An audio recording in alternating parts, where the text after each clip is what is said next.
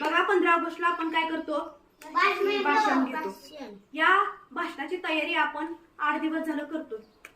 भाषण कसं करणार, असं बोलणार.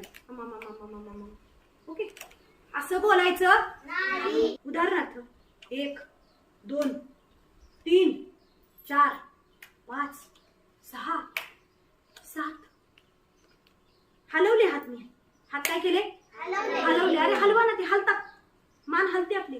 का नाही कधी बघा, माझा चेहरा सांगतो की नाही सगळं. बघा बरं, मी काय प्रश्न विचारते, तुम्हाला सांगता येतात का उत्तर. बघा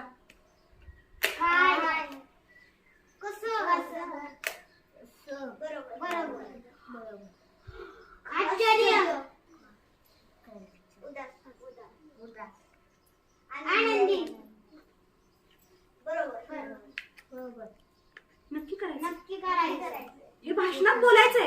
जर टाळ्या घ्यायच्या असतील, पुढच्यांना आपल्याकडं लक्ष द्या असं तोंडानं सांगण्यापेक्षा आपल्या चेहऱ्यानं, आपल्या बॉडीच्या मुवमेंटनं काय होणार आहे, तर भाषण बोलकं होणार आहे. आपल्या बरोबर माणसं आपल्याकडे बघणार आहेत आणि मग आपलं भाषण ते कान देऊन ऐकणार आहेत. आपल्या देशासाठी यांनी पराक्रम केला.